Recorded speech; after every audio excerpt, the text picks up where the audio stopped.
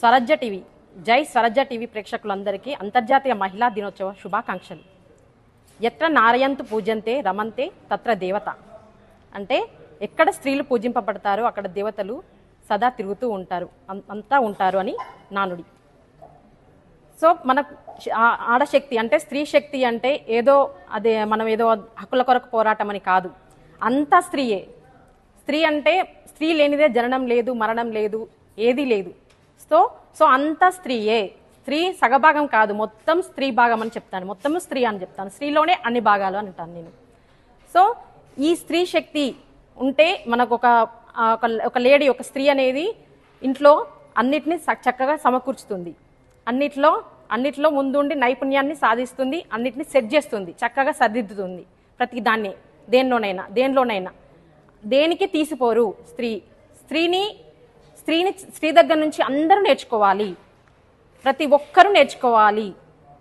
So అదే విధంగా ఈ స్త్రీ శక్తి గురించి, మన ఆత్మ జ్ఞానం గురించి ఇంకా మేము ఇక్కడ రామకృష్ణ పిరమిడ్ సెంటర్లో జూ పార్క్ ఎదురుగా హంటర్ రోడ్లో అంతర్జాతీయ మహిళా దినోత్సవ వేడుకలు జరుపుకుంటున్నాము. అందులో భాగంగా ఇప్పుడు నేను మాట్లాడుతున్నాను. ఇక్కడ మేము అందరము ఏంటంటే మహిళా ధ్యానం ఎక్కువగా ఉంటాము. అంటే ప్రతి ఒక్క మహిళ అసలే మహిళ అంటేనే పరిపూర్ణమైన స్త్రీ, పరిపూర్ణమైన శక్తి.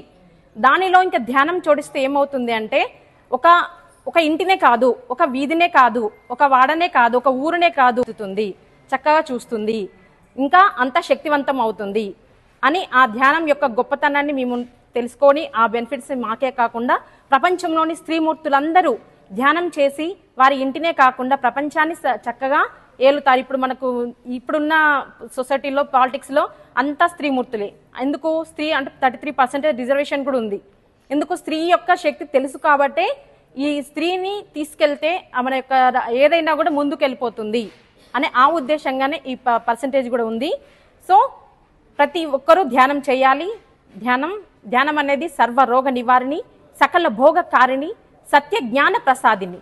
అహింస అనేది చాలా చక్కటి వాదం. అది అంటే ప్రతి దానిలో అహింస. ప్రతి ఒక్క జీవి, మనము ఎలా వచ్చాము భూమి పైన బతకడానికి, ప్రతి ఒక్క జీవి కూడా అలానే వచ్చింది. అంటే ప్రతి ఒక్క జీవి మనుగడ బాగుంటేనే మానవుల మనుగడ బాగుంటుంది. అది తెలుసుకోవాలి మొట్టమొదట. సో అహింసవాదం అనేది చాలా చక్కని వాదము. అహింస, ధ్యానము రెండు చక్కగా మనం చేద్దాము, ముందుకు తీసుకుని వెళ్దాము. ఇంత మంచి అవకాశాన్ని ఇచ్చినందుకు జై స్వరాజ్య టీవీ ప్రేక్షకులందరికీ థ్యాంక్ యూ. జై స్వరాజ్య టీవీ వాళ్ళకి థ్యాంక్ యూ సో మచ్.